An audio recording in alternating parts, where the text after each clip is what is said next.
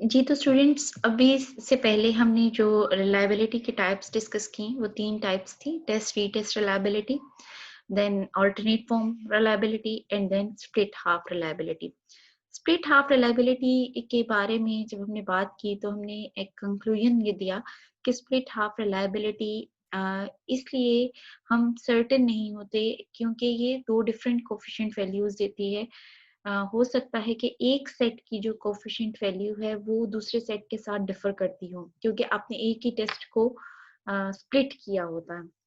अब उसको एक टेस्ट को स्प्लिट करने के तरीके भी मुख्तलिफ होते हैं। हो सकता है कि स्प्लिटिंग इस तरह से हो कि ओड एंड इवन के तरीके से हो, या पहले 50 आइटम्स को अलहदा से स्प्लिट कर दिया जाए और दूसरी 50 आइटम्स को जो नेक्स्ट 50 आइटम्स है उनको अलहदा से स्प्लिट कर दिया जाए। सो अब पहली वाली जो सिचुएशन है उसमें जैसे ये ऑड एंड इवन हम करते हैं, ऑड एंड इवन स्प्लिटिंग करते हैं, तो उसमें तो हमारे पास एक इवन डिफिकल्टी लेवल आता है दोनों हाफ्स में। दोनों जो स्प्लिट किए हुए हमने हाफ्स लिए हैं उन दोनों में बिल्कुल सेम डिफिकल्टी लेवल आता है। लेकिन अगर हम इस तरह से स्प्लिटिंग करते हैं कि पहले 50 आइटम्स को हम अलहदा से एक सेक्शन कंसीडर करते हैं, उससे अगले जो 50 आइटम्स हैं उनको अलहदा सेक्शन कंसीडर करते हैं, तो इस तरह की स्प्लिटिंग में पहला जो हाफ है वो ज्यादा आसान होता है, दूसरा हाफ थोड़ा मुश्किल होता है। तो देयर इज पॉसिबिलिटी के जो स्प्लिटिंग के टाइम पे हमारे पास जो कोएफिशिएंट्स आ जाएं एक स्प्लिट का दूसरे स्प्लिट के साथ, वो कोएफिशिएंट मैच ना कर रहे हो, हम इतना ज्यादा श्योर नहीं होते। अब इसका एक हल ये है कि हम मुख्तलिफ तरीकों से स्प्लिटिंग करें, मतलब कि सिर्फ एक ही तरीके के वैल्यूज ना ले लें, बल्कि हम टेस्ट को मुख्तलिफ तरह से मुख्तलिफ फॉर्म्स बनाएं और उनको मुख्तलिफ तरीके से उन्हीं आइटम्स को स्प्लिट कर करके देखें और उन सारे आइटम्स का जो कोएफिशिएंट को हमारे पास आ जाए, रिलायबिलिटी कोएफिशिएंट आ जाए, उसको हम मीन फाइंड आउट कर लें। सो क्रॉनबेक अल्फा ने यही सजेशन दी कि हमें सिर्फ स्प्लिट हाफ के अंदर दो स्प्लिट्स की एक ही मेथड से स्प्लिट किए हुए जो हमारे टेस्ट होते हैं उनके रिलायबिलिटी कोएफिशिएंट नहीं, बल्कि अगर हम सारे जितने भी पॉसिबल स्प्लिटिंग मेथड्स हो सकते हैं उन सब का अगर हम मीन ले लें तो हमारे पास एक ज्यादा बेहतर फॉर्म ऑफ रिलायबिलिटी कोएफिशिएंट आ जाएगी। और इसको क्रॉनबेक अल्फा कहते हैं या कोएफिशिएंट अल्फा भी कहते हैं। आज हम कोएफिशिएंट अल्फा के बारे में डिस्कस करेंगे। क्रॉनबेक ने 1951 में इसको जो है इंट्रोड्यूस कराया, जिसमें उसने लिया कि जितने भी पॉसिबल स्प्लिट हाफ कोएफिशिएंट्स हो सकते हैं उन सब का हम मीन ले लें और फिर उसको जो ये कोएफिशिएंट अल्फा है उसको उसने वेरीफाई भी किया with the help of Spearman brown formula. Spearman brown formula वो फार्मूला है जो कि हम सिंगल स्प्लिट जो टेस्ट स्प्लिट हाफ टेस्ट होते हैं उन पे इस्तेमाल करते हैं। तो कोएफिशिएंट अल्फा में हम क्या करते हैं कि मीन लेते हैं उन सारे पॉसिबल स्प्लिट हाफ्स का जो कि हम एक टेस्ट के अंदर बना सकते हैं। इसका जो फॉर्मूला है that is R alpha is equal to n minus 1, n divided by n minus 1 bracket 1 minus summation variance. This is the variance of a single item, कि एक जो सिंगल आइटम है वो बाकी टेस्ट से कितना ज्यादा वेरिएंट है, वो उसकी रिलायबिलिटी दूसरे आइटम्स के साथ टेस्ट स्कोर्स के साथ मैच कर रही है या नहीं। फॉर एग्जांपल कि एक जो टेस्ट आइटम जिसको बहुत कम लोग जवाब दे सके हैं उसकी वेरिएंस बाकी आइटम से ज्यादा होगी।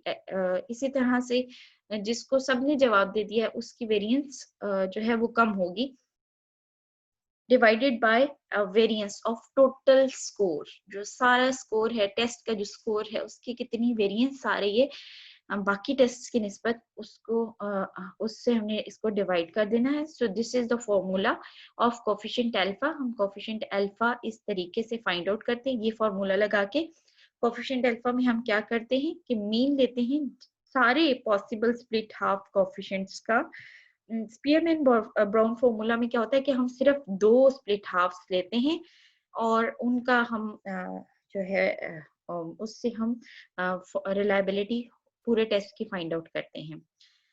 अब इस फॉर्मूला के अंदर हमने पहले डिस्कस कर लिया कि जो हमारे पास वेरिएंस है वो कौन सी है, जो ये वाली ये जो चीज है that is the variance of single item and this is summation.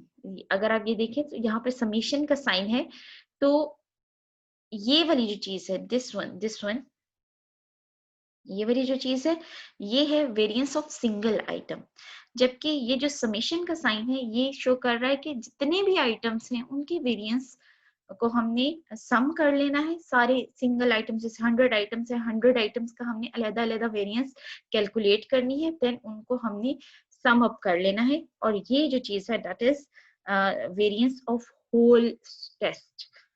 Okay जी, ये चीज हम यहाँ पे मेंशन की हुई है। अगर देखा जाए तो रिलायबिलिटी एस्टिमेट कोफिशिएंट अल्फा का 0 से लेके इसकी वैल्यू 1 तक हो सकती है, 0 से 1 तक इसकी वैल्यू हो सकती है।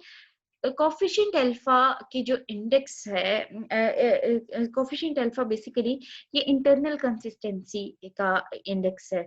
इंटरनल कंसिस्टेंसी ऑफ आइटम्स क्या होता है, वो ये है कि एक आइटम जो मेजर कर रहा है सेम वही चीज बाकी आइटम्स भी मेजर कर रहे हैं। एक टेस्ट में अगर 40 आइटम्स हैं तो वो 40 के 40 आइटम्स एक ही चीज को मेजर कर रहे हैं। जितना ज्यादा कोफिशिएंट अल्फा ज्यादा होगा, इसका मतलब है कि आइटम्स की कंसिस्टेंसी, इंटरनल कंसिस्टेंसी ज्यादा है।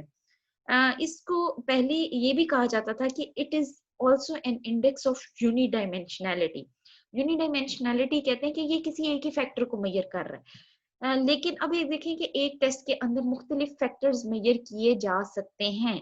तो श्मिट जो सा है उसने कहा कि नहीं, ये चीज गलत है कि कोफिशिएंट अल्फा अगर अच्छा है तो वो सिर्फ एक ही फैक्टर को मेजर कर रहा है। देखिए, एक टेस्ट के अंदर जैसे आपने डिफरेंशियल एप्टीट्यूड टेस्ट किया, उसके अंदर आपको क्लैरिकल स्पीड मिलती है, स्पेलिंग मिलते हैं, आपको जो है मैथमेटिक्स मिलता है, आपको मुख्तलिफ वोकेबलरी के आइटम्स, लिंग्विस्टिक्स के आइटम्स मिलते हैं। सो ये मुख्तलिफ चीजें डिटरमिन करें। इसी तरह से एडवर्ड पर्सनालिटी प्रेफरेंस में अगर आप देखें तो यहाँ पर भी आपको मुख्तलिफ डायमेंशंस मिलती हैं, मुख्तलिफ फैक्टर्स मिलते हैं।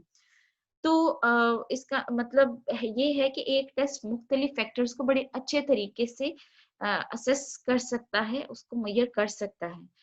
तो कोफिशिएंट अल्फा को जब हम कह देते हैं कि this is the index of unidimensionality, तो हम इसको रिस्ट्रिक्ट कर रहे हैं कि अगर कोफिशिएंट अल्फा किसी एक टेस्ट का अच्छा है तो इसका मतलब ये हुआ कि वो टेस्ट सिर्फ एक ही आइटम को या एक ही फैक्टर को मेजर कर रहा है। ऐसी बात नहीं है। श्मिट ने कहा कि ये इंटर रिलेटेडनेस जरूर शो कर सकता है, लेकिन ये यूनिडायमेंशनैलिटी शो नहीं करता, क्योंकि यूनिडायमेंशनैलिटी टेस्ट के फेवर में जाने के बजाय इसके अगेंस्ट चली जाती है कि आप एक पूरा टेस्ट एडमिनिस्टर कर रहे हो और सिर्फ आपको कोई एक फैक्टर मिल रहा है।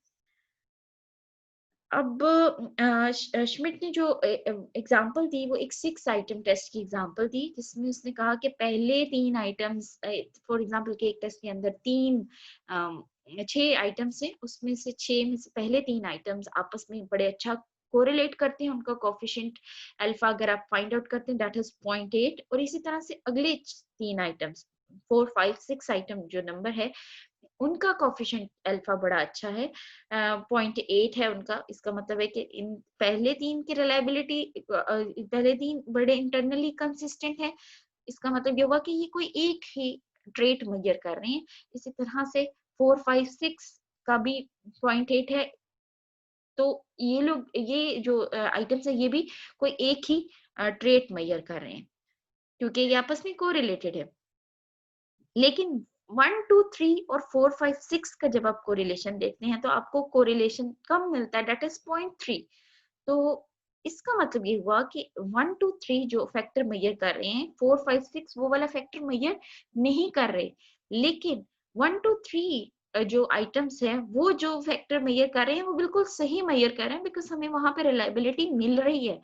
और इसी तरह से 4, 5, 6 जो आइटम मेजर कर रहे हैं, जो भी फैक्टर मेजर कर रहे हैं, वो बहुत अच्छे तरीके से मेजर कर रहे हैं। तो क्योंकि वहां पे भी हमें रिलायबिलिटी कोफिशिएंट अच्छा मिल रहा है, सो हम इसको 2 फैक्टर टेस्ट कहेंगे। जो 6 आइटम्स में से 3 फैक्टर्स एक फैक्टर को बड़े अच्छे तरीके से डिटरमिन कर रहे हैं, और 6 आइटम्स में से 3 फैक्टर्स दूसरे फैक्टर को बड़े अच्छे तरीके से डिटरमिन कर रहे हैं। So it will be known as 2 factor test. 2 factor test के अंदर हमें पता चलता है कि कुछ आइटम्स, अब ये मुख्तलिफ फैक्टर टेस्ट हो सकते हैं। फॉर एग्जाम्पल कि एक टेस्ट फर्ज करें कि 8 ट्रेट्स को मेजर कर रहा है, 8 फैक्टर्स को मेजर कर रहा है, तो उसके अंदर 8 क्लस्टर्स होंगे आइटम्स के, जो कि 8 क्लस्टर्स ऑफ आइटम्स होंगे उन के जो जिनकी रिलायबिलिटी अच्छी होगी।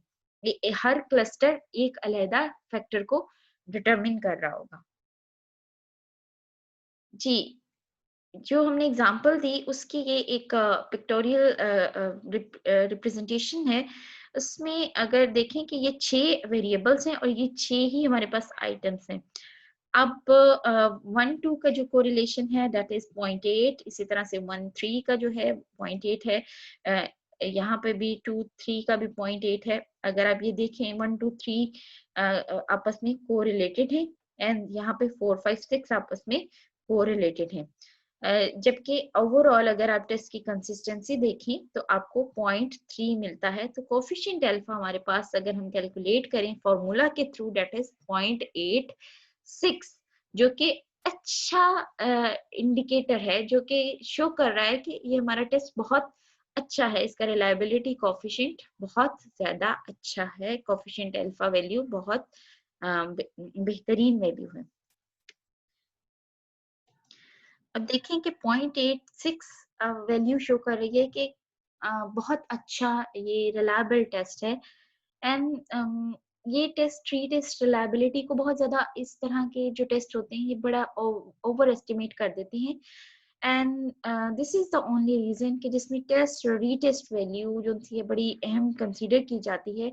और साइकोमेट्रिशियंस कहते हैं कि if we want to evaluate the reliability very well then we need to establish our test to retest reliability। अब ये split half reliability की बात हो रही थी।